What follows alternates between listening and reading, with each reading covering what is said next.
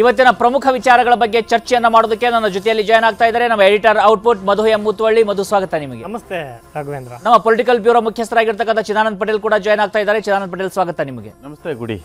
ಮಧು ಹಾಗೂ ಚಿದಾನಂದ್ ಪಟೇಲ್ ಜೊತೆಯಲ್ಲಿ ನಾವು ಇವತ್ತು ಚರ್ಚೆ ಮಾಡುವಂತಹ ವಿಷಯ ಅಂದ್ರೆ ಇವತ್ತು ಕೊನೆಯ ಹಂತಕ್ಕೆ ಬರ್ತಾ ಇದೆ. ಕೊನೆಯ ಹಂತದ ಚುನಾವಣೆಯ ಪ್ರಚಾರದ ಸಮಯ ಮುಕ್ತಾಯವಾಗ್ತಾ ಇದೆ. ಹಾಗಿದ್ರೆ ಏನಾಯ್ತು ಇಷ್ಟೆಲ್ಲ ದಿನ? ಈಗ ಯಾವ ರೀತಿಯಾಗಿರ್ತಕ್ಕಂತಹ ನಿರೀಕ್ಷೆ ಇದಾವೆ? ಅಂತಿಮ ಘಟ್ಟದಲ್ಲಿ ಏನಾಗ್ತಾ ಇದೆ ಅನ್ನೋಂಥ ವಿಚಾರವನ್ನ ನೋಡೋದಾದ್ರೆ, ಅಂತಿಮ ಘಟ್ಟದಲ್ಲಿ 18ನೇ ಲೋಕಸಭೆ ಚುನಾವಣೆ ಪ್ರಕ್ರಿಯೆ ಬಂದಿರೋದು.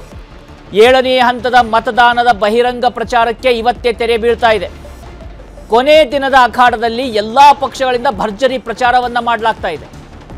ಮತದಾರರ ಮನಸ್ಸನ್ನ ಗೆಲ್ಲೋದಕ್ಕೆ ಕೊನೆಯ ಹಂತದಲ್ಲೂ ಕೂಡ ಪ್ರಯತ್ನವನ್ನ ಭಾರಿ ಪ್ರಮಾಣದಲ್ಲಿ ಮಾಡ್ತಾ ಇದ್ದಾರೆ ನಾಯಕರುಗಳು. ಪ್ರಧಾನಮಂತ್ರಿ ನರೇಂದ್ರ ಮೋದಿ ಆಗಿ ಎಲ್ಲರೂ ಕೂಡ ಪ್ರಚಾರದಲ್ಲಿದ್ದಾರೆ. ಇವತ್ತು ಕೂಡ ಚುನಾವಣೆಯ ರ್ಯಾಲಿಗಳನ್ನು ಉದ್ದೇಶಿಸಿ ಪ್ರಧಾನಮಂತ್ರಿಗಳು ಒಂದು ಕಡೆ ಮಾತನಾಡ್ತಾ ಇದ್ದಾರೆ. ಅದೇ ರೀತಿಯಾಗಿ ವಿಪಕ್ಷಗಳ ನಾಯಕರು ಕೂಡ ವಿಭಿನ್ನ ರಾಜ್ಯಗಳಲ್ಲಿ ತಮ್ಮದೇ ಆಗಿರ್ತಕ್ಕಂಥ ಪ್ರಯತ್ನವನ್ನ ಮಾಡ್ತಾ ಇದ್ದಾರೆ. ಮತದಾರರ ಮನಸ್ಸನ್ನ ಗೆಲ್ಲುವಂತ ಯತ್ನದಲ್ಲಿದ್ದಾರೆ. ಮಧು, 200 ಪ್ರಚಾರ ಸಭೆಗಳನ್ನು ಮಾಡಲಾಯಿತು. 80ಕ್ಕೂ ಹೆಚ್ಚು ಸಂದರ್ಶನಗಳನ್ನು ಪ್ರಧಾನಮಂತ್ರಿ ನರೇಂದ್ರ ಮೋದಿ ಕೊಟ್ಟರು. ಲೆಕ್ಕವಿಲ್ಲದಷ್ಟು ರೋಡ್ ಶೋಗಳನ್ನು ಮಾಡಿದರು. ಕೇವಲ ಒಂದು ಮಾತ್ರ ಅಲ್ಲ, ಒಬ್ಬ ನಾಯಕ ಮಾತ್ರ ಅಲ್ಲ, ಬಿಜೆಪಿಯ ಹಲವು ನಾಯಕರು ಇದೇ ರೀತಿಯಾಗಿ ಪ್ರಚಾರವನ್ನು ಮಾಡಿದರು.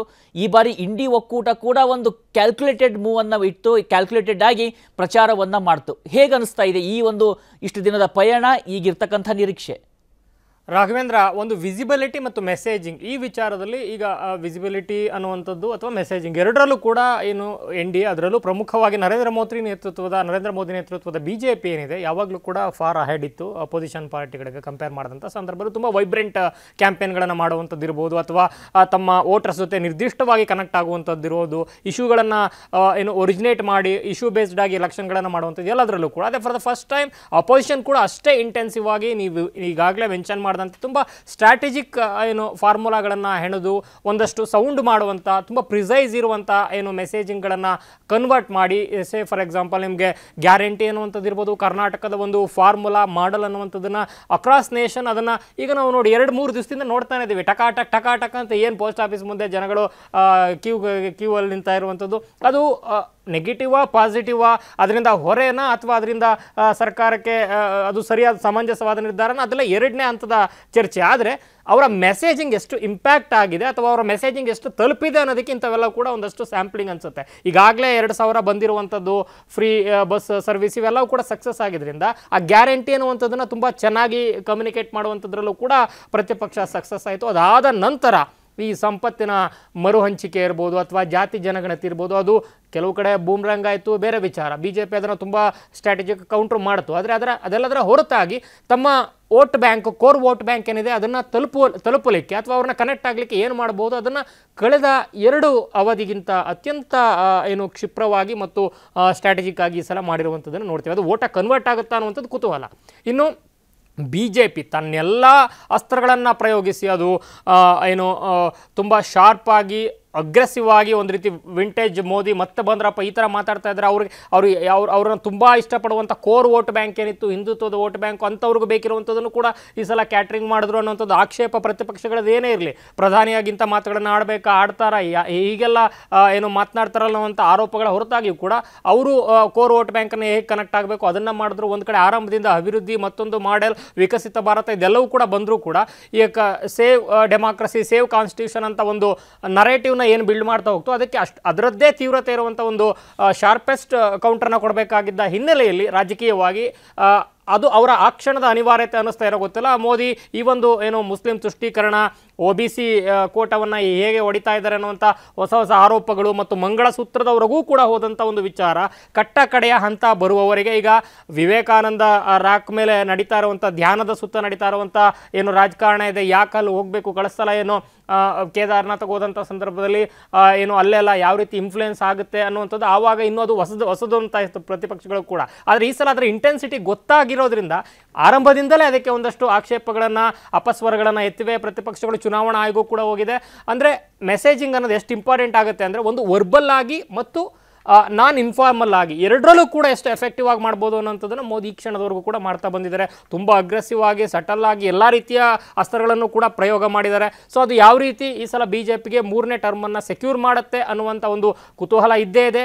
ಈಗ 400 ಪಾರ್ ಅನ್ನುವಂಥದ್ದು ಅತ್ಯಂತ ದೊಡ್ಡ ಮಟ್ಟದ ಕಾನ್ಫಿಡೆನ್ಸ್ ಅನ್ನೋಂಥ ಲೆವೆಲಿಂದ ಶುರುವಾದಂಥ ಒಂದು ಚರ್ಚೆ ಕಡೆಗೆ ಅದು ಚುನಾವಣಾ ಸ್ಟ್ರಾಟಜಿ, ಅದು ಬರಲ್ಲ, ಗ್ಯಾಂಬ್ಲಿಂಗ್. ನೀವೀಗ ವಿವೇಕಾನಂದ ರಾಕ್ ಬಗ್ಗೆ ಹೇಳಿದ್ರಲ್ಲ, ಒಂದು ಇಂಟ್ರೆಸ್ಟಿಂಗ್ ಅನಿಸ್ತಾ ಇರೋದಂದ್ರೆ ಪ್ರಾರಂಭಿಕ 2 ಹಂತಗಳನ್ನ ನೋಡ್ತಾ ಇದ್ವಿ. ನ್ಯಾರೇಟಿವ್ ಸೆಟ್ಟಿಂಗ್ ಅಂತ ಬಂದಾಗ ವಿಪಕ್ಷಗಳು ಮುಂದಿದೆ ಅನಿಸ್ತಾ ಇತ್ತು. ಆದ್ರೆ 2ನೇ ಹಂತದ ಚುನಾವಣೆ ಆದ ಬಳಿಕ ಇಲ್ಲಿವರೆಗೂ ನೋಡ್ತೀವಿ, ಈಗ ವಿವೇಕಾನಂದ ಸ್ಟ್ಯಾಚ್ಯೂವರೆಗೂ ಕೂಡ ನ್ಯಾರೇಟಿವ್ ಅನ್ನ ಅಗೇನ್ ಮೋದಿನೇ ಸೆಟ್ ಮಾಡ್ತಾ ಇದ್ದಾರೆ. ಅವರ ಸುತ್ತನೆ ಮತ್ತೆ ಚುನಾವಣೆ ನಡೀತಾ ಇದೆಯಾ? ಎಕ್ಸಾಕ್ಟ್ಲಿ. ಮಂಗಳಸೂತ್ರದ ಒಂದು ಹೇಳಿಕೆ ಬರುವವರೆಗೂ ಕೂಡ ಕಾಂಗ್ರೆಸ್ ಈ ನರೇಟಿವ್ನ ಸೆಟ್ ಮಾಡುವಂಥದ್ರಲ್ಲಿ ಕಾಂಗ್ರೆಸ್ನ ನಾಯಕರುಗಳ ಅಥವಾ ಪ್ರತಿಪಕ್ಷ ನಾಯಕರುಗಳ ಹೇಳಿಕೆಗಳು ಸೌಂಡ್ ಮಾಡ್ತಾ ಇದ್ದಂಥ ರೀತಿ ಬಿಜೆಪಿಗೆಲ್ಲೋ ಒಂದು ರೀತಿ ಕಾರ್ನರ್ ಆಗ್ತಾ ಇದೆ, ಸೆಟ್ ಬ್ಯಾಕ್ ಆಗ್ತಾ ಇದೆ ಅನ್ನೋಂಥ ಒಂದು ಏನು ವಾತಾವರಣಗಳು ಕಾಣಿಸ್ತಾ ಇದ್ವು. ಆದರೆ ಯಾವಾಗ ಮಂಗಳಸೂತ್ರದಿಂದ ಹಿಡಿದು ಕಡೆಗೆ ಅದು ನೆಗೆಟಿವ್ ಪಾಸಿಟಿವ್, ನಾನು ದೇವರ ಮಗ ಅಂತ ಹೇಳ್ಕೊಳ್ಳೋವರೆಗೆ ಏನು ಬಂತು, ನಾನು ಸಹಜವಾಗಿ ಜನ್ಮ ಪಡೆದವನು ಅನ್ನೋ ಥರ ಅನಿಸ್ತಾ ಇಲ್ಲ. ಇವಾಗ ದೇಶ ಸೇವೆಗೆ ಬಂದಿರುವಂಥ ದೇವರ ಮಗ ಅಂತ ಹೇಳಿಕೆಗಳು ಬರೋವರೆಗೆ ಮತ್ತು ಈ ವಿವೇಕಾನಂದ ಏನು ಬಂಡೆಯ ಮೇಲಿನ ಧ್ಯಾನದವರೆಗೆ ಏನು ಬಂದಿದೆ, ಇಲ್ಲಿವರೆಗೂ ಕೂಡ ಬಿಜೆಪಿ ಈ ವಿಚಾರದಲ್ಲಿ ಅಹೆಡ್ ಆಗಿದೆ. ಅದು ಪಾಸಿಟಿವಾ ನೆಗೆಟಿವಾ ಅದು ಎರಡನೇ ವಿಮರ್ಶೆ. ಆದರೆ ತನ್ನ ನರೇಟಿವ್ ಸೆಟ್ ಮಾಡುವಂಥ ವಿಧಾನದಲ್ಲಿ ಮತ್ತೆ ಮುನ್ನೆಲೆಗೆ ಬಂತು. ಈ ಮೂಲಕ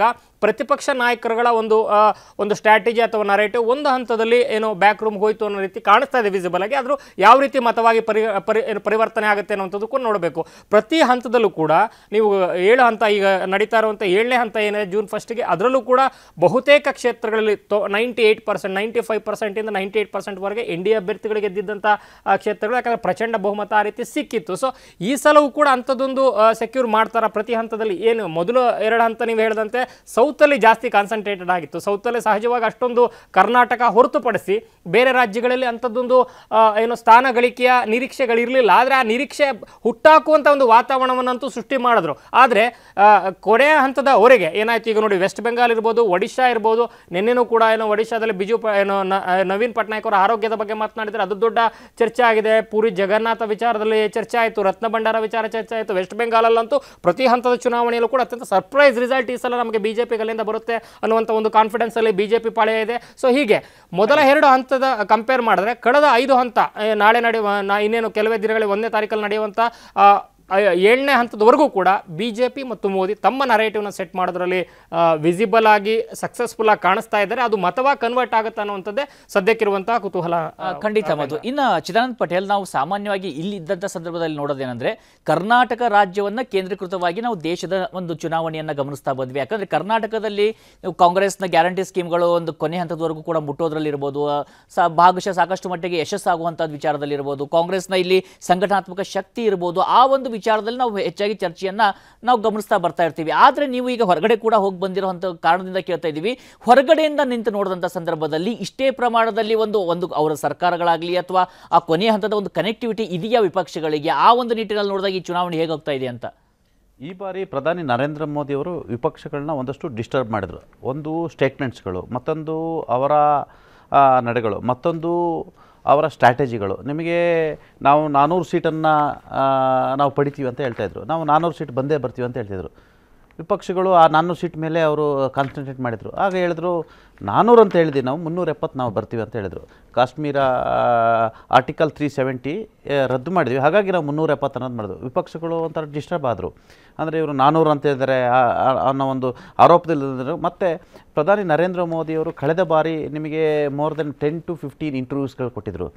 ಈ ಬಾರಿ ನಿಮಗೆ ಪ್ರಾದೇಶಿಕ ಮಾಧ್ಯಮಗಳು ಕೂಡ ಇಂಟರ್ವ್ಯೂವನ್ನು ಕೊಡೋಕ್ಕೆ ಶುರು ಮಾಡಿದ್ರು. ಪ್ರಾದೇಶಿಕ ಮಾಧ್ಯಮಗಳ ಮುಖಾಂತರ ಆಯಾ ಪ್ರಾದೇಶಿಕ ನೆಲದಲ್ಲಿ ಪ್ರಾದೇಶಿಕ ಇಶ್ಯೂಸ್ಗಳನ್ನ ರೈಸ್ ಮಾಡ್ತಾ ಹೋದ್ರು. ಅಂದರೆ ಜನಗಳಿಗೆ ಈ ಬಾರಿ ಭಾಳಷ್ಟು ಹತ್ತಿರವಾಗಿ ಕನೆಕ್ಟ್ ಆಗ್ತಾ ಹೋದ್ರು. ಅಂದರೆ ನೀವು ಕಳೆದ 14 ಮತ್ತು 19ರ ಇಶ್ಯೂಸ್ಗಳು ಬೇರೆ, ಆದರೆ ಈ ಬಾರಿ ಇಶ್ಯೂಸ್ಗಳು ಬೇರೆ ರೀತಿ ಇರ್ತಕ್ಕಂಥದ್ದು. ನಿಮಗೆ ಒಂದಷ್ಟು ಪ್ರಶ್ನೆಗಳನ್ನ ಮಾಡೋಕ್ಕೆ ಶುರು ಮಾಡಿದರು. ನಿಮಗೆ ಉದ್ಯೋಗ ಸೃಷ್ಟಿ ಬಗ್ಗೆ ಪ್ರಶ್ನೆಗಳನ್ನ ಮಾಡಲಿಕ್ಕೆ ಶುರು ಮಾಡಿದರು. ಹಲವಾರು ಇಶ್ಯೂಗಳನ್ನು ರೈಸ್ ಮಾಡೋಕ್ಕೆ ಶುರು ಮಾಡಿದ್ರು.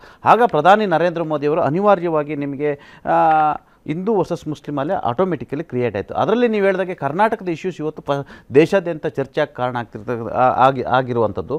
4% OBC ಮೀಸಲಾತಿಯನ್ನು ಮುಸ್ಲಿಮರಿಗೆ ಕೊಡ್ತಾ ಇರುವಂಥದ್ದು ಮತ್ತು ಸಂಬಂಧಪಟ್ಟಾಗೆ ಮೈನಾರಿಟಿ ಕಮಿಷನ್ ಇಲ್ಲಿ ತೆರಲಿಕ್ಕೆ ಪ್ರಯತ್ನ ಮಾಡಿರ್ತಕ್ಕಂಥ ಎಲ್ಲವನ್ನು ಕೂಡ ದಾಖಲೆ ಸಮೇತ ಮುಂದಿಟ್ಟರು. ಅದು ಬಹುಶಃ ಇಡೀ ದೇಶಾದ್ಯಂತ ಒಂದಷ್ಟು ವೋಟನ್ನು ಪೋಲರೈಸ್ ಮಾಡಲಿಕ್ಕೆ ಅನುಕೂಲ ಆಯಿತು. ನಿಮಗೆ ಪ್ರಧಾನಿ ನರೇಂದ್ರ ಮೋದಿ ಅವರಿಗೆ ಸ್ಪಷ್ಟವಾಗಿ ಗೊತ್ತಿತ್ತು, ಈ ದೇಶದ ಬಹುತೇಕ ಅಲ್ಪಸಂಖ್ಯಾತರು 100% ಬಹುತೇಕ ಅಲ್ಪಸಂಖ್ಯಾತ ಮತಗಳು ನಿಮಗೆ ಇಂಡಿ ಕೂಟಕ್ಕೆ ವರ್ಗಾವಣೆ ಆಗ್ತಿದ್ದು ಮತ್ತು ಅವರ ಅತಿಯಾದ ಓಲೈಕೆ ಕಾರಣಕ್ಕಾಗಿ ಇಂಡಿ ಕೂಟಕ್ಕೆ ಬೀಳ್ತೆಂಬ ಗೊತ್ತಿತ್ತು. ನಿಮಗೆ ಉತ್ತರ ಪ್ರದೇಶದಲ್ಲಿ ತಲಾಕ್ ವಿಚಾರಕ್ಕಾಗಿ ಮತ್ತು ಅಲ್ಲಿರ್ತಕ್ಕಂಥ ಪ್ರತಿ ಮನೆಗೆ ಕೊಡ್ತಕ್ಕಂಥ ಅಕ್ಕಿ ವಿಚಾರವಾಗಿ ಮತ್ತು ಅಲ್ಲಿರ್ತಕ್ಕಂಥ ಮಾಫಿಯಾವನ್ನು ಬಲಿ ಹಾಕಿದ ಕಾರಣಕ್ಕಾಗಿ ಅಲ್ಲಿರ್ತಕ್ಕಂಥ ಅಲ್ಪಸಂಖ್ಯಾತ ಬಡ ಮಹಿಳೆಯರು ಕೂಡ ಅಲ್ಲಿ ನಿಮಗೆ ಉತ್ತರ ಪ್ರದೇಶದ ಅನೇಕ ಕಡೆ ನಿಮಗೆ ಸುಲ್ತಾನ್ಪುರ ಅಂತ ಕ್ಷೇತ್ರಗಳಲ್ಲೂ ಕೂಡ 60% ಇರ್ತಕ್ಕಂಥ ಮತದಾರ ಇರ್ತಕ್ಕಂಥ ಕ್ಷೇತ್ರಗಳಲ್ಲೂ ಕೂಡ ಅಲ್ಲಿ ಭಾರತೀಯ ಜನತಾ ಪಕ್ಷಕ್ಕೆ ಅಲ್ಲಿನ ಮತದಾರರು ಓಟ್ ಹಾಕ್ತಾರೆ. ಯಾಕಂದರೆ ಆ ಭಾಗದಲ್ಲಿರ್ತಕ್ಕಂಥ ಮಾಫಿಯಾವನ್ನು ಬಲಿ ಹಾಕಿರುವಂಥದ್ದು, ಮನೆ ಮನೆಗೆ ಅವರಿಗೆ ಅಕ್ಕಿ ತಲುಪ್ತಾ ಇರುವಂಥದ್ದು, ಒಂದಷ್ಟು ಬಡತನ ರೇಖೆಯಲ್ಲಿರ್ತಕ್ಕಂಥ ಅಲ್ಪಸಂಖ್ಯಾತ ಸಮುದಾಯಕ್ಕೆ ಸಹಾಯ ಆಗಿರ್ತಕ್ಕಂಥದ್ದು ಕಾರಣ ಆಗಿತ್ತು. ನಾವು ಕೊನೆಯ ಹಂತದ ಚುನಾವಣೆ, ಇದು ಮಹತ್ವದ ಚುನಾವಣೆ ಅಂತ ಹೇಳ್ತೀವಿ. ನಿಮಗೆ ಉತ್ತರ ಪ್ರದೇಶದ 13 ಲೋಕಸಭಾ ಕ್ಷೇತ್ರಗಳಲ್ಲಿ ಬರ್ತಿರುವಂಥದ್ದು, ಅದರಲ್ಲಿ ಪ್ರಮುಖವಾಗಿ ವಾರಣಾಸಿ ಕೂಡ ಇರ್ತಕ್ಕಂಥದ್ದು. ಆದರೆ ನಿಮಗೆ ಅಯೋಧ್ಯೆ ಚುನಾವಣೆ ಕೂಡ ಮುಖ್ಯವಾಗಿರ್ತಕ್ಕಂಥದ್ದು. ಅದು ಫಾಜಿಯಾಬಾದ್ ಆಗಿರೋದ್ರಿಂದ ಅಯೋಧ್ಯೆ ಹೊರತುಪಡಿಸಿ ಅಲ್ಲಿ ಅಯೋಧ್ಯೆಯಲ್ಲಿ ರಾಮನ ಇಶ್ಯೂಸ್ ಮೇಲೆ, ನೀವು ಅಯೋಧ್ಯೆಯಲ್ಲಿ ಸಾವಿರಾರು ಕೋಟಿ ನಿಮಗೆ ಡೆವಲಪ್ಮೆಂಟ್ ಆಗ್ತಿರ್ತಕ್ಕಂಥದ್ದು, ಇನ್ಫ್ರಾಸ್ಟ್ರಕ್ಚರ್ ಕ್ರಿಯೇಟ್ ಆಗಿರ್ತಕ್ಕಂಥ, ಹಾಗಾಗಿ ಅಯೋಧ್ಯೆಯಲ್ಲಿ ಅವ್ರನ್ನ ಕಟ್ಟಿ ಹಾಕ್ಬೇಕಂತೇಳಿ ನಿಮಗೆ ಪರಿಶಿಷ್ಟ ಜಾತಿಯ ಅಭ್ಯರ್ಥಿಯನ್ನು ಕಣಕ್ಕಿಳಿಸಿರ್ತಕ್ಕಂಥದ್ದು. ಅಟ್ ದ ಸೇಮ್ ಟೈಮ್ ನಿಮಗೆ ಲಲ್ಲು ಸಿಂಗ್ರವರು ಠಾಕೂರ್ ಸಮುದಾಯಕ್ಕೆ ಸೇರಿರ್ತಕ್ಕಂಥವ್ರು, ಹಾಗಾಗಿ ಏನು ಮೇಲ್ವರ್ಗದವ್ರನ್ನ ಕಟ್ಟಿ ಹಾಕಲಿಕ್ಕೆ ಅಲ್ಲಿರ್ತಕ್ಕಂಥ ಅಲ್ಪಸಂಖ್ಯಾತರು ಇಳಿಸಿರ್ತಕ್ಕಂಥ. ಆದರೆ ನಿಮಗೆ ಇಂಡಿ ಕೂಟದ ಅಲ್ಲೂ ಕೂಡ ಒಗ್ಗಟ್ಟಿಲ್ಲ. ಅಲ್ಲಿ ಕಮ್ಯುನಿಸ್ಟ್ ಪಾರ್ಟಿ ಆಫ್ ಇಂಡಿಯಾದಿಂದ ನಿಮಗೆ ರಿಟೈರ್ಡ್ IAS ಆಫೀಸರ್ ನಿಲ್ಲಿಸಿದರೆ ಅವರು ಯಾದವ ಸಮುದಾಯಕ್ಕೆ ಸೇರಿರ್ತಕ್ಕಂಥದ್ದು. ಮತ್ತು ಇವರು ಕೂಡ ಅಲ್ಲಿ ಪಾಲಿಟಿಕ್ಸ್ ಮಾಡಿದ್ದಾರೆ. ಇಂಡೈರೆಕ್ಟ್ಲಿ ಭಾರತೀಯ ಜನತಾ ಪಕ್ಷ ಬಹುಜನ ಸಮಾಜ ಪಕ್ಷದಿಂದ ಸುರೇಂದ್ರನಾಥ್ ಪಾಂಡೆ ಅಂತೇಳಿ ಬ್ರಾಹ್ಮಣ ಸಮುದಾಯದವರು ಹಾಕಿರ್ತಕ್ಕಂಥ. ಅಂದರೆ ಇಂಡಿ ಕೂಟದರು ಕೂಡ ಪ್ರಮುಖವಾಗಿ ಅಯೋಧ್ಯೆ ಇಶ್ಯೂಯಿಂದಲೇ ಒಂದಷ್ಟು ಮತಗಳು ಬರ್ತವೆ. ರಾಮನ ಕಾರಣಕ್ಕಾಗಿ ಉತ್ತರ ಪ್ರದೇಶ ಮತ್ತು ನಾರ್ತ್ ಇಂಡಿಯಾ ಇರ್ಬೋದು, ಸೌತ್ ಇಂಡಿಯಾ ಅತಿ ಹೆಚ್ಚು ಚರ್ಚೆ ಆಗಿರೋ ಕಾರಣಕ್ಕಾಗಿ ಇವರಿಗೆ ಫೈಜಾಬಾದ್ ಅಂದರೆ ಅಯೋಧ್ಯೆಗೊಳಪಡ್ತಕ್ಕಂಥ ಕ್ಷೇತ್ರದಲ್ಲಿ ಕಟ್ಟಿ ಹಾಕಲಿಕ್ಕೆ ಪ್ರಯತ್ನಕ್ಕಾಗಿ ಅಲ್ಲಿ SC ಅಭ್ಯರ್ಥಿಗಳನ್ನ ಕಣಕ್ಕಿಳಿಸಿರ್ತಕ್ಕಂಥದ್ದು. ನಿಮಗೆ ಮೇಜರ್ ನಾಳೆ ಅದು ಬಿಹಾರ ಇರುವಂಥದ್ದು, ಮೇಜರ್ ಪಂಜಾಬ್ ಇರ್ತಕ್ಕಂಥದ್ದು. ಯಾಕಂದರೆ ಪಂಜಾಬ್ ಆಮ್ ಆದ್ಮಿ ಪಕ್ಷದ ಅಧಿಕಾರ ಇರ್ತಕ್ಕಂಥದ್ದು. ಆಮ್ ಆದ್ಮಿ ಪಕ್ಷದ ಮೇಲಿಗೆ ಗಂಭೀರ ಭ್ರಷ್ಟಾಚಾರದ ಆರೋಪ ಕೇಳಿ ಬರ್ತಿರುವಂಥದ್ದು. ಒಂದು ಮೂಲದ ಪ್ರಕಾರ ಸದ್ಯ ಅಲ್ಲಿಯ ಆಮ್ ಆದ್ಮಿ ಪಕ್ಷದ ಮುಖ್ಯಮಂತ್ರಿ ಆಗಿರ್ತಕ್ಕಂಥ ಮಾನ್ ಸಿಂಗ್ ರವರೇ ಭಾರತೀಯ ಜನತಾ ಪಕ್ಷ ಒಂದು ಟೀಮನ್ನು ಕರ್ಕೊಂಡೋಗಿ ಭಾರತೀಯ ಜನತಾ ಪಕ್ಷಕ್ಕೆ ಹೋಗುವ ಎಲ್ಲ ಸಾಧ್ಯತೆ ಇತ್ತು. ಈ ಸಾಧ್ಯತೆಯ ಮುನ್ಸೂಚನೆ ಇರ್ತಕ್ಕಂಥ ಕೇಜ್ರಿವಾಲ್ ರವರು ಎಲ್ಲ ಒಂದು ಕಡೆ ಎಚ್ಚರಿಕೆ ಹೆಜ್ಜೆಟ್ಟು ಅವರನ್ನು ತಮ್ಮ ಜೊತೆ ಇನ್ವಾಲ್ವ್ ಮಾಡಿಕೊಂಡ್ರು ಅಂತ ಒಂದು ಮಾತು ಇರ್ತಕ್ಕಂಥ. ಹಾಗಾಗಿ ನಿಮಗೆ ಪಂಜಾಬು ಮೇಜರ್ ಇರ್ತಕ್ಕಂಥ, ನೀವು ಪಂಜಾಬ್ನಲ್ಲಿ 13 ಕ್ಷೇತ್ರಗಳಿರ್ತಕ್ಕಂಥ, ಹಾಗಾಗಿ ಅಲ್ಲಿ ಆಮ್ ಆದ್ಮಿ ಪಕ್ಷ ಇರ್ತಕ್ಕಂಥದ್ದು ಅಲ್ಲಿ ಬಹುತೇಕ ಅಲ್ಲಿ ಗೊತ್ತಾಗ್ತಕ್ಕಂಥದ್ದು. ನಿಮಗೆ ಒಡಿಶಾದಲ್ಲಿ ಪುರಿ ಜಗನ್ನಾಥ್ ಬಗ್ಗೆ ಅವರ ವಕ್ತಾರ ಸಂಬಿತ್ ಪಾತ್ರ ಮಾತನಾಡುವಂಥದ್ದು. ನಿಮಗೆ ಒಡಿಶಾದಲ್ಲಿ ಪುರಿ ಜಗನ್ನಾಥ್ ಅಂತ ಹೇಳಿದರೆ ಅದು ಇಡೀ ಒಡಿಶಾದ ಆರಾಧ್ಯ ದೈವ. ಹಾಗಾಗಿ ನಿಮಗೆ ದೈವ ವಿಚಾರದಲ್ಲಿ ಒಂದಷ್ಟು ಅಲ್ಲಿ ಡಿಫ್ಯಾಕ್ಟ್ ಆಗುವಂಥ ಸಾಧ್ಯತೆ ಇತ್ತು. ನಿಮಗೆ 6 ಸೀಟ್ಗಳಿರ್ತಕ್ಕಂಥ ಜಾರ್ಖಂಡ್ ಈಗಾಗಲೇ ಶಿಬು ಸೊರೇನ್ರವರು ಮಗ ಹೇಮಂತ್ ಸೊರೇನ್ರವರು ಈಗ ಅರೆಸ್ಟ್ ಆಗಿರ್ತಕ್ಕಂಥದ್ದು. ಈಗ ಅಲ್ಲಿರ್ತಕ್ಕಂಥ ಸರ್ಕಾರ ಜನ ಒಪ್ತಾರೆ ಅನ್ನೋದು ನೋಡಬೇಕಾಗಿದೆ. ಯಾಕಂದರೆ ಅದು ಕೂಡ ಭ್ರಷ್ಟಾಚಾರದ ಆರೋಪದ ಮೇಲೆ ಇಡೀ ಸರ್ಕಾರದ ಅನೇಕ ಜನಪ್ರತಿನಿಧಿಗಳು ಅರೆಸ್ಟ್ ಆಗಿರ್ತಕ್ಕಂಥದ್ದು. ಇನ್ನು ವೆಸ್ಟ್ ಬೆಂಗಾಲ್ 9 ಕ್ಷೇತ್ರಗಳಿರ್ತಕ್ಕಂಥದ್ದು. ನೀವು ಕಳೆದ 4 ದಿನಗಳಿಂದ ಕಂಟಿನ್ಯೂಸ್ 9 ಕ್ಷೇತ್ರಗಳಲ್ಲಿ ನೀವು ಹೇಳಿದಾಗೆ ಪಾದಯಾತ್ರೆಯನ್ನು ಕೂಡ ಅಲ್ಲಿರ್ತಕ್ಕಂಥ ಸಣ್ಣ ನಗರಗಳಲ್ಲೂ ಕೂಡ ವೆಸ್ಟ್ ಬೆಂಗಾಲ್ ಮುಖ್ಯಮಂತ್ರಿ ಆಗಿರ್ತಕ್ಕಂಥ ಮಮತಾ ಬ್ಯಾನರ್ಜಿ ಪಾದಯಾತ್ರೆಯನ್ನು ಆರಂಭಿಸಿದರು. ಯಾವಾಗ ಪ್ರಧಾನಿ ನರೇಂದ್ರ ಮೋದಿಯವರು 80ಕ್ಕೂ ಹೆಚ್ಚು ರ್ಯಾಲಿಗಳನ್ನ ಮಾಡಿದ್ರು, ಆ ಲಿಮಿಟ್ಸ್ಗಳಲ್ಲಿ ನಿಮಗೆ ವೆಸ್ಟ್ ಬೆಂಗಾಳು, ಹಿಮಾಚಲ್ ಪ್ರದೇಶ, ಛತ್ತೀಸ್ಗಢ, ಉತ್ತರ ಪ್ರದೇಶ ಇವೆಲ್ಲ ಸೇರಿ, ಹಾಗಾಗಿ ಪ್ರತಿ ಸಣ್ಣ ನಗರಗಳು ಕೂಡ ಪಾದಯಾತ್ರೆಯನ್ನು ಮಾಡಲಿಕ್ಕೆ ಮಾಡಿದೆ. ಹಾಗಾಗಿ ಈ 9 ಕ್ಷೇತ್ರಗಳು ಕುತೂಹಲ. ಯಾಕಂದರೆ 9 ಕ್ಷೇತ್ರಗಳಲ್ಲಿ ಸಮೀಕ್ಷೆ ಪ್ರಕಾರ, ಅಂದರೆ ಚುನಾವಣೋತ್ತರ ಸಮೀಕ್ಷೆ ಪ್ರಕಾರ 6ಕ್ಕೂ ಹೆಚ್ಚು ಕ್ಷೇತ್ರಗಳಲ್ಲಿ BJP ಗೆಲ್ಲುವ ಸಾಧ್ಯತೆ ಇದೆ ಅಂತ ಹೇಳ್ತಿರ್ತಕ್ಕಂಥದ್ದು. ಅಲ್ಲಿ ಹಿಂದೂ ವರ್ಸಸ್ ಅದರ್ಸ್ ಆಗಿದೆ. ಇವರು ಬಾಂಗ್ಲಾ ವಲಸಿಗರನ್ನು ರೋಹಿಂಗ್ಯಾ ವಲಸಿಗರಿಗೆ ಪುಷ್ ಮಾಡ್ತಿದ್ದಾರೆ ಅನ್ನೋ ಕಾರಣಕ್ಕಾಗಿ ಅಲ್ಲೂ ಒಂದಷ್ಟು ಹಿನ್ನಡೆ ಆಗ್ತಿದೆ ಅಂತ ಹೇಳ್ತಿರ್ತಕ್ಕಂಥ. ಈ ಬಾರಿ ಚುನಾವಣೆ ಭಾಳಷ್ಟು ವಿಚಾರಗಳು ಚರ್ಚೆ ಆಗಿರುವಂಥದ್ದು. ಫಸ್ಟ್ ಟೈಮ್ ಪ್ರಧಾನಿ ನರೇಂದ್ರ ಮೋದಿಯವರು ಅತಿ ಹೆಚ್ಚು ಮಾಧ್ಯಮಗಳಿಗೆ ಇಂಟರ್ವ್ಯೂವನ್ನು ಕೊಟ್ಟಿರ್ತಕ್ಕಂಥದ್ದು, ಅತಿ ಹೆಚ್ಚು ರ್ಯಾಲಿಗಳನ್ನ ಮಾಡಿರುವಂಥದ್ದು ಮತ್ತು ವಿಪಕ್ಷಗಳನ್ನ ಅನೇಕ ಬೇರೆ ವಿಚಾರಗಳನ್ನು ಹೇಳೋ ಮುಖಾಂತರ ಅವರು ಹೇಳಿಕೆಗೆ ಮಾತ್ರ. ಈಗ ಮಂಗಳಸೂತ್ರ ವಿಚಾರ ಬಂತು, ಕಾಂಗ್ರೆಸ್ ಮತ್ತು ಇಂಡಿ ಕೂಟ ಅಲ್ಲೇ ಮುಳುಗೋದ್ರು. ನಂತರ ಅಲ್ಪಸಂಖ್ಯಾತ ಇಶ್ಯೂ ಬಂತು, ಅವರು ಅಲ್ಲೇ ಮುಳುಗೋದ್ರು. ಮತ್ತು ಬೇರೆ ಬೇರೆ ಬಂದಂಥ ಸಂದರ್ಭದಲ್ಲಿ ಅಲ್ಲಲ್ಲಿ ಪ್ರಧಾನಿ ನರೇಂದ್ರ ಮೋದಿಯವರು ಆಯಾ ಪ್ರಾದೇಶಿಕವಾರು ಭಾಷಣಗಳನ್ನ ಮಾಡೋ ಸಂದರ್ಭದಲ್ಲಿ ಪ್ರತಿಪಕ್ಷಗಳನ್ನು ದಿಕ್ಕು ತಪ್ಪಿಸಿರ್ತಕ್ಕಂಥದ್ದು ಈ ಚುನಾವಣೆಯಲ್ಲಿ ಭಾಳಷ್ಟು ಬೆವರು ಹರಿದಿರ್ತಕ್ಕಂಥದ್ದು. ಖಂಡಿತವಾಗಿಯೂ ಕೂಡ ಒಂದು ಕಡೆ ಪ್ರಧಾನಮಂತ್ರಿ ನರೇಂದ್ರ ಮೋದಿ ನೇತೃತ್ವದ NDA ಇರ್ತಕ್ಕಂಥದ್ದು, ಮತ್ತೊಂದು ಕಡೆ NDA ಕೂಡ ಸಾಕಷ್ಟು ಪ್ರಯತ್ನಗಳನ್ನು ಮಾಡ್ತಾ ಇದ್ದಾವೆ. ಆದರೆ ಇವತ್ತು ಒಂದು ಪ್ರಮುಖವಾಗಿರ್ತಕ್ಕಂಥ ಡೆವಲಪ್ಮೆಂಟ್ ಕರ್ನಾಟಕ ರಾಜ್ಯದಲ್ಲಿ ಆಗ್ತಾ ಇದೆ. ST ನಿಗಮದ ಅಧೀಕ್ಷಕ ಆತ್ಮಹತ್ಯೆ ಪ್ರಕರಣಕ್ಕೆ ಸಂಬಂಧಪಟ್ಟ ಹಾಗೆ ಡೆವಲಪ್ಮೆಂಟ್ ಆಗ್ತಾ ಇರುವಂಥದ್ದು. ಸಚಿವ ನಾಗೇಂದ್ರ ಈ ಕೇಸ್ನಲ್ಲಿ ಭಾಗಿಯಾದಂತಹ ಆರೋಪ ಇದೆ. ST ನಿಗಮದ ಅಧ್ಯಕ್ಷ ಆತ್ಮಹತ್ಯೆ ಪ್ರಕರಣಕ್ಕೆ ST ನಿಗಮದ ಅಧೀಕ್ಷಕ ಆತ್ಮಹತ್ಯೆ ಪ್ರಕರಣಕ್ಕೆ ಸಂಬಂಧಪಟ್ಟ ಹಾಗೆ ಬಿಗ್ ಡೆವಲಪ್ಮೆಂಟ್ ಆಗ್ತಾ ಇದೆ ಕರ್ನಾಟಕದಲ್ಲಿ. ಸಚಿವ ನಾಗೇಂದ್ರ ಈ ಪ್ರಕರಣದಲ್ಲಿ ಭಾಗಿಯಾದಂತಹ ಆರೋಪ ಇದೆ. ಪರೋಕ್ಷ ಅಥವಾ ಪ್ರತ್ಯಕ್ಷ ಆರೋಪ ಇರುವಂಥದ್ದು. ಈ ಕೇಸ್ನಲ್ಲಿ ಭಾಗಿಯಾದಂತಹ ಆರೋಪ ಇದೆ. ಹೀಗಾಗಿ ಸಚಿವ B ನಾಗೇಂದ್ರ ಅವರ ತಲೆದಂಡ ಸನ್ನಿಹಿತವಾಗ್ತಾ ಇದೆಯಾ ಇಂಥ ಪ್ರಶ್ನೆ ಮೂಡ್ತಾ ಇದೆ. ಸರ್ಕಾರಕ್ಕೆ ಮುಖಭಂಗ ಆಗುವ ಸಾಧ್ಯತೆ ಹಿನ್ನೆಲೆಯಲ್ಲಿ CM ಭೇಟಿಯಾಗಿ ರಾಜೀನಾಮೆ ನೀಡುವಂಥ ಸಾಧ್ಯತೆ ಇದೆ. ಇವತ್ತು ರಾತ್ರಿ ವೇಳೆ ರಾಜೀನಾಮೆಯನ್ನ ಕೊಡ್ತಾರೆ ಅಂತ ಹೇಳಲಾಗ್ತಾ ಇದೆ. ಮಧು, ಈ ಸರ್ಕಾರದ ಮೊದಲ ವಿಕೆಟ್ ಬೀಳುವಂತ ಸಂದರ್ಭನ ಇದು. ಯಾಕಂದ್ರೆ ಮೊನ್ನೆ ಸುದ್ದಿಗೋಷ್ಠಿಯ ಸಂದರ್ಭದಲ್ಲೇ ಇವರು ಕೊಟ್ಟಂತ ಹೇಳಿಕೆಗಳಲ್ಲೇ ಏನು ಸಂಪೂರ್ಣವಾಗಿ ಅಂದ್ರೆ ಪ್ರತ್ಯಕ್ಷವಾಗಿ ಹೌದು ಆಗಿದೆ, ಅಕ್ರಮಗಳಾಗಿದೆ ಅನ್ನೋ ರೀತಿ ಒಪ್ಕೊಂಡಿರುವಂತ ಹಿನ್ನೆಲೆಯಲ್ಲಿ ಸಹಜವಾಗಿ ಒಂದು ಒತ್ತಡ ಇತ್ತು. ಬೇರೆ ರೀತಿ ಹೇಳ್ಬೋದಿತ್ತು, ನಿಮ್ಮಲ್ಲಿ ಆರೋಪಗಳು ಬಂದಿರಲಿಲ್ವಾ, ನೀವೆಲ್ಲ ಮಾಡಿದ್ದಕ್ಕೆಲ್ಲ ರಾಜೀನಾಮೆ ಕೊಡಬೇಕಾಗತ್ತಂತ. ಆದ್ರೆ ಈಶ್ವರಪ್ಪ ಅವ್ರ ಪ್ರಕರಣದಲ್ಲಿ ಕೂಡ ಇಂಥದ್ದೇ ಒಂದು ಸ್ವರೂಪ ಇದ್ದಿದ್ರಿಂದ ಅವತ್ತು ಅತಿ ದೊಡ್ಡ ಒಂದು ಹೋರಾಟವನ್ನು ಕಾಂಗ್ರೆಸ್ ಮಾಡಿತ್ತು. ಈಗ ವಾಪಸ್ಸು ಪೇಬ್ಯಾಕ್ ಮಾಡುವಂತ ಸಂದರ್ಭ. ಜೊತೆಗೆ ಇವರು ಸುದ್ದಿಗೋಷ್ಠಿಯಲ್ಲಿ ನನ್ನ ಗಮನಕ್ಕೆ ಬಂದಿಲ್ಲ, ನನಗಿದು ಗೊತ್ತಿಲ್ಲ, ಇದು ಚುನಾವಣಾ ನೀತಿ ಸಂಹಿತೆ ಹಿನ್ನೆಲೆಯಲ್ಲಿ ಮೌಖಿಕವಾಗಿ ಆದೇಶ ಕೊಡುವಂಥ ಪ್ರಶ್ನೆನೇ ಇಲ್ಲ ಅಂತ ಏನೇ ಹೇಳಿದ್ರು ಕೂಡ ಅದರ ಹೊರತಾಗಿ ಏನು ಹಗರಣ ಆಗಿದೆ ಅನ್ನುವಂಥದ್ದು ಒಪ್ಕೊಂಡ ಮೇಲೆ ಮತ್ತು ಅದರಲ್ಲಿ ಹೆಸರುಗಳೆಲ್ಲ ಉಲ್ಲೇಖ ಆಗಿದೆ, ಮೌಖಿಕ ಆದೇಶ ಮತ್ತೊಂದು ಅಂತಂದ ಮೇಲೆ ಇದು ಒತ್ತಡ ಅತ್ಯಂತ ದೊಡ್ಡ ಮಟ್ಟದಲ್ಲಿ ಸೃಷ್ಟಿಯಾಗುವಂಥ ಒಂದು ಹಿನ್ನೆಲೆ. ಏನು BJP ಪ್ರತಿಪಕ್ಷವಾಗಿ ರಾಜ್ಯಾಧ್ಯಕ್ಷ ಎಷ್ಟು ಆಕ್ಟಿವ್ ಆಗಿದ್ದಾರೆ, ಪ್ರತಿಪಕ್ಷ ನಾಯಕರು ಎಷ್ಟು ಆಕ್ಟಿವ್ ಇದ್ದಾರೆ, ಅದರ ಹೊರತಾಗಿ ಇಷ್ಟೊತ್ತಿಗಾಗಲೇ ದೊಡ್ಡ ಮಟ್ಟದಲ್ಲಿ ಇದನ್ನು ಎತ್ಕೊಬೇಕಿತ್ತು. ನೋಡಿದ್ದಿದ್ರೆ ಸಾಮಾನ್ಯವಾಗಿ ಯಡಿಯೂರಪ್ಪ ಏನು ಅವರ ಸಕ್ರಿಯವಾಗಿದ್ದಂಥ ಸಂದರ್ಭದಲ್ಲಿ ಯಾವ ರೀತಿ ಹೋರಾಟಗಳಾಗ್ತಿದ್ವು ಇಂಥ ಪರಿಸ್ಥಿತಿಯಲ್ಲಿ, ಅಥವಾ ಅದೇ ಏನು BJP ಸರ್ಕಾರ ಇದ್ದಾಗ ಕಾಂಗ್ರೆಸ್ನವ್ರು ಯಾವ ರೀತಿ ತಗೊಂಡಿದ್ರು ಕಳೆದ ಸಲ ಬೇರೆ ಇಲ್ಲ ಇಂಟೆನ್ಸಿಟಿ ಕಡಿಮೆ ಆಗಿತ್ತು. ಆದರೆ ನಿಧಾನವಾಗಿ ಇದು ಮತ್ತೆ ವೇಗ ಪಡ್ಕೊತಾ ಇದೆ ಅಂತ ಬಂದಂಥ ಸಂದರ್ಭದಲ್ಲಿ ಸಹಜವಾಗಿ ಒತ್ತಡ ಏನು ಸೃಷ್ಟಿ ಆಗ್ತಾ ಇದೆ. ಈ ಹಿನ್ನೆಲೆಯಲ್ಲಿ ಮುಜುಗರನ್ನು ತಪ್ಪಿಸ್ಕೊಳ್ಳಿಕ್ಕೆ ರಾಜೀನಾಮೆಯನ್ನು ಪಡೆದ್ರು ಅಚ್ಚರಿ ಇಲ್ಲ. ಯಾಕಂದರೆ ಈಗಾಗಲೇ ಕೆಲವು ಇಷ್ಟು ದಿವಸ ಮ್ಯಾನೇಜ್ ಮಾಡ್ಕೊಂಡು ಬಂದಿದ್ದಂಥ ಒಂದು ಇಮೇಜ್ ಕೆಂಪಣ್ಣ ಒಂದು ವಿಚಾರದಲ್ಲಿ ಏನು ಗುತ್ತಿಗೆದಾರರ ವಿಚಾರದಲ್ಲಿ ಹೇಗೋ ಮ್ಯಾನೇಜ್ ಆಯಿತು, ಅಷ್ಟೆಲ್ಲ ಹಂಗಾಮ ಆದ ನಂತರವೂ ಕೂಡ ಹೇಗೋ ಮ್ಯಾನೇಜ್ ಮಾಡುವಲ್ಲಿ ಒಂದಷ್ಟು ಸಕ್ಸಸ್ ಆದರೂ. ಈ ಗ್ಯಾರಂಟಿಗಳ ಒತ್ತಡದ ನಡುವೆಯೂ ಕೂಡ ಶಾಸಕರ ಒಂದು ಅಸಮಾಧಾನಗಳನ್ನು ಮ್ಯಾನೇಜ್ ಮಾಡುವಲ್ಲಿ ಸಕ್ಸಸ್ ಆದರೂ. ಇಷ್ಟೆಲ್ಲ ಆದರೂ ಕೂಡ ಈ ಒಂದು ಪ್ರಕರಣ ಏನಿದೆ ಇದು ಸರಿಯಾಗಿ ಹ್ಯಾಂಡಲ್ ಮಾಡಲಿಕ್ಕೆ ಆಗಲ್ಲ ಈಗ ಬಿಟ್ಟರೆ ಅನ್ನೋ ಕಾರಣಕ್ಕೆ ಇಂಥೊಂದು ಒತ್ತಡ ಸೃಷ್ಟಿ ಆಗಬಹುದು. ಮತ್ತೊಂದು ಸ್ವಲ್ಪ ಅಪ್ಡೇಟ್ ಅನ್ನ ಕೊಡೋದಕ್ಕೆ ನಮ್ಮ ಪ್ರತಿನಿಧಿ ಹೆಬ್ಬಾಕ ತಿಮ್ಮೇಗೌಡ ಲೈವ್ ನಲ್ಲಿ ಜಾಯ್ನ್ ಆಗ್ತಾ ಇದ್ದಾರೆ. ಅವರಿಂದ ಮಾಹಿತಿಯನ್ನ ಪಡೆದುಕೊಳ್ಳೋಣ. ಹೆಬ್ಬಾಕ ತಿಮ್ಮೇಗೌಡ, ಈ ಒಂದು ವಿಚಾರಕ್ಕೆ ಸಂಬಂಧಪಟ್ಟಾಗೆ ಸದ್ಯ ನಡೀತಾ ಇರುವಂತಹ ಡೆವಲಪ್ಮೆಂಟ್ ಏನು, ಎಷ್ಟೊತ್ತಿಗೆ ಅವರು ರಾಜೀನಾಮೆಯನ್ನ ಸಲ್ಲಿಸಬಹುದು ಅಂತ ಹೇಳಲಾಗ್ತಾ ಇದೆ? ಬಹಳ ಮುಖ್ಯವಾಗಿ ಏನು ಮಹರ್ಷಿ ವಾಲ್ಮೀಕಿ ಅಭಿವೃದ್ಧಿ ನಿಗಮದ ಅಧೀಕ್ಷಕರಾದಂತ ಚಂದ್ರಶೇಖರರ ಆತ್ಮಹತ್ಯೆ ಪ್ರಕರಣಕ್ಕೆ ಸಂಬಂಧಪಟ್ಟಂತೆ ಇದೀಗ ಪರಿಶಿಷ್ಟ ಪಂಗಡದ ಕಲ್ಯಾಣ ಸಚಿವರಾದಂತ ನಾಗೇಂದ್ರ ಅವರ ತಲೆದಂಡ ಬಹುತೇಕ ಖಚಿತ ಅನ್ನುವಂಥದ್ದು ಇದೀಗ CM ಕಾವೇರಿ ನಿವಾಸದ ಬಳಿ ಕೇಳಿ ಬರ್ತಾ ಇರ್ತಕ್ಕಂಥ ಒಂದು ಚರ್ಚೆ. ಯಾಕಂತ ಹೇಳಿದ್ರೆ ಒಂದ್ ಕಡೆಗೆ ವಿಪಕ್ಷಗಳಿಂದ ರಾಜೀನಾಮೆಗೆ ಒತ್ತಡ, ಮತ್ತೊಂದ್ ಕಡೆಗೆ ಸಾರ್ವಜನಿಕ ವಲಯದಲ್ಲಿ ಎದುರಾದಂತ ಒಂದು ಟೀಕೆ. ಯಾಕಂತ ಹೇಳಿದ್ರೆ ಈ ಹಿಂದೆ ಇದೇ ಸಿದ್ದರಾಮಯ್ಯನವರು ಅಧಿಕಾರದಲ್ಲಿ ಇದ್ದಂತಹ ಸಂದರ್ಭದಲ್ಲಿ ಸಚಿವ KJ ಜಾರ್ಜ್ ವಿರುದ್ಧ ಕೇಳಿಬಂದಂತ ಆರೋಪ, ಮತ್ತೊಂದ್ ಕಡೆಗೆ ವಿಪಕ್ಷ ಸ್ಥಾನದಲ್ಲಿ ಇದ್ದಂತಹ ಸಂದರ್ಭದಲ್ಲಿ ಸಚಿವ KH ಈಶ್ವರಪ್ಪನವರ ವಿರುದ್ಧ ಕೇಳಿಬಂದಂತ ಒಂದು ಆರೋಪ. ಈ ಎರಡು ಆರೋಪ ಪ್ರಕರಣಗಳು ಕೂಡ ಕೂಡಲೇ ಸಚಿವರು ರಾಜೀನಾಮೆಯನ್ನ ಕೊಟ್ಟಿದ್ರು. ಇದೀಗ ಡೆತ್ ನೋಟ್ ನಲ್ಲಿ ಸಚಿವ ನಾಗೇಂದ್ರ ಅವರ ಹೆಸರನ್ನೇ ಉಲ್ಲೇಖ ಮಾಡಿರ್ತಕ್ಕಂಥ ಹಿನ್ನೆಲೆಯಲ್ಲಿ ಈಗ ಸರ್ಕಾರಕ್ಕೂ ಕೂಡ ಒಂದು ನೈತಿಕತೆಯ ಪ್ರಶ್ನೆ. ಸೊ ಹೀಗಾಗಿ CM ಸಿದ್ದರಾಮಯ್ಯನವರು ಇವತ್ತು ಸಂಜೆ 5:30ರಿಂದ 6 ಗಂಟೆ ಒಳಗಡೆ ತಮ್ಮ ನಿವಾಸಕ್ಕೆ ಬರುವಂತೆ ಬುಲಾವ್ ಕೊಟ್ಟಿದ್ದಾರೆ. ಅದರಂತೆ ನಾಗೇಂದ್ರ ಅವರು ಕೂಡ ಕಾವೇರಿ ನಿವಾಸಕ್ಕೆ ಭೇಟಿ ಕೊಡ್ತಾರೆ ಅನ್ನುವಂತ ಒಂದು ಮಾಹಿತಿ ಕೂಡ ಲಭ್ಯ ಆಗಿರ್ತಕ್ಕಂಥದ್ದು. ಆದ್ರೆ ನಾಗೇಂದ್ರ ಅವರ ಆಪ್ತ ಮೂಲಗಳು ಮತ್ತೆ CM ಕಾವೇರಿ ನಿವಾಸದಲ್ಲಿ ಕೇಳ್ಬರ್ತಾ ಇರ್ತಕ್ಕಂಥದ್ದು ಸಚಿವ ನಾಗೇಂದ್ರ ಅವರ ರಾಜೀನಾಮೆ ಬಹುತೇಕ ಖಚಿತ ಅಂತ ಹೇಳಲಾಗ್ತದೆ. ಯಾಕಂತ ಹೇಳಿದ್ರೆ ಇದೊಂದು ರೀತಿ ದೊಡ್ಡ ಮಟ್ಟದ ಮುಜುಗರ. ಹೀಗಾಗಿ ರಾಜೀನಾಮೆಯನ್ನ ಪಡ್ಕೊಳ್ಳೋದ್ರ ಮುಖಾಂತರ ಇದೀಗ ಏನು ಈ ಒಂದು ಮುಜುಗರದಿಂದ ಪಾರಾಗೋದಕ್ಕೆ CM ಸಿದ್ದರಾಮಯ್ಯನವರು ಚಿಂತನೆಯನ್ನ ನಡೆಸಿದ್ದಾರೆ ಅಂತ ಹೇಳಲಾಗ್ತದೆ.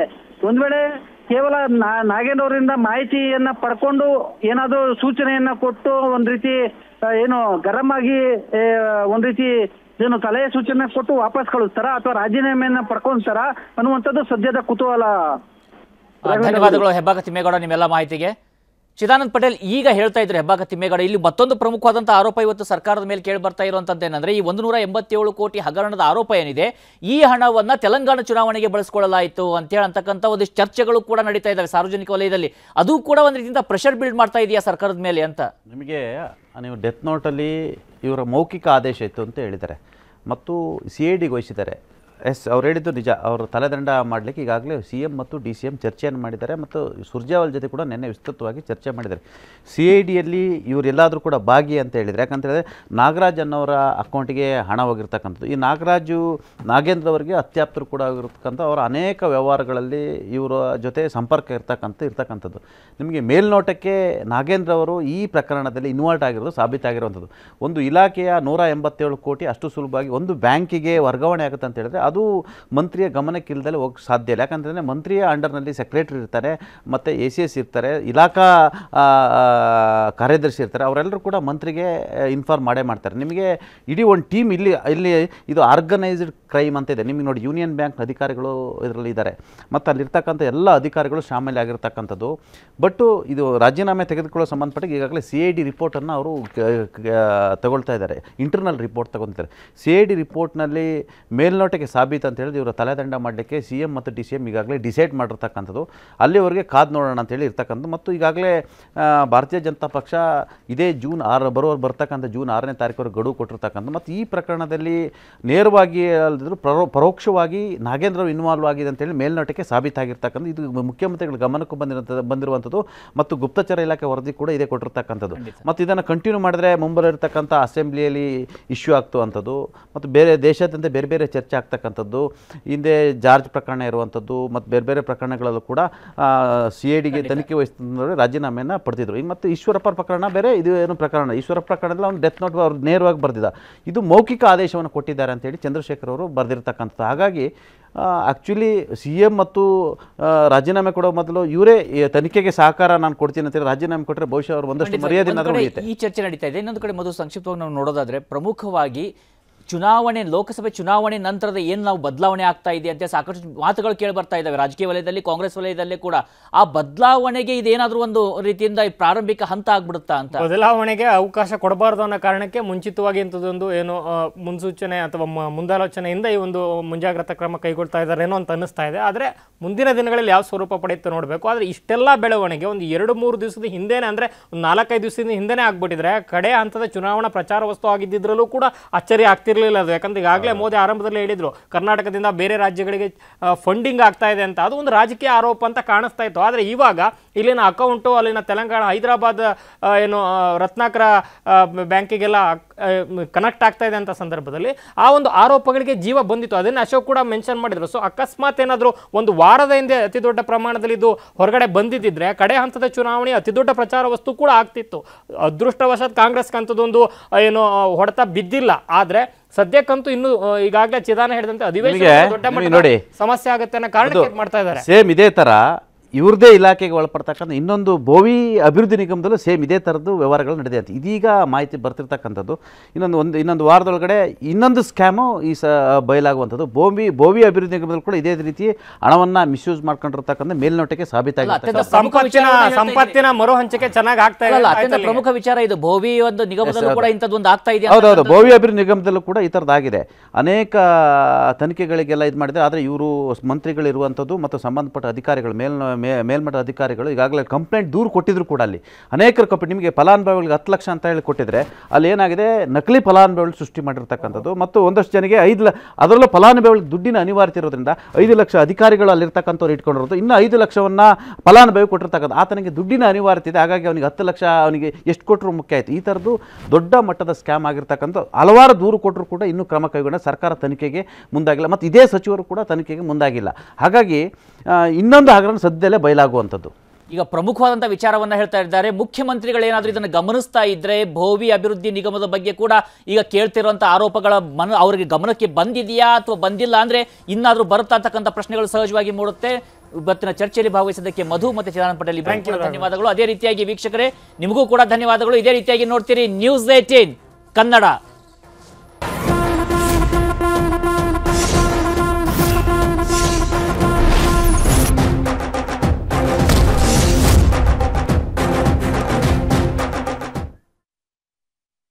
ಕನ್ನಡಿಗರ ನೆಚ್ಚಿನ ನ್ಯೂಸ್ 18 ಕನ್ನಡ ಈಗ ವಾಟ್ಸ್ಆಪ್ನಲ್ಲೂ ಲಭ್ಯ. ಕರ್ನಾಟಕ, ದೇಶ, ವಿದೇಶಗಳ 360 ಡಿಗ್ರಿ ಸುದ್ದಿಯ ವಿವರಗಳನ್ನ ನಿಮ್ಮ ಕೈ ಬೆರಳುಗಳಲ್ಲೇ ಪಡಿಲಿಕ್ಕೆ ಈ QR ಕೋಡ್ ಅನ್ನ ಸ್ಕ್ಯಾನ್ ಮಾಡಿ, ನಮ್ಮ ಚಾನಲ್ ಫಾಲೋ ಮಾಡಿ, ನೋಟಿಫಿಕೇಶನ್ ಆನ್ ಮಾಡಿ.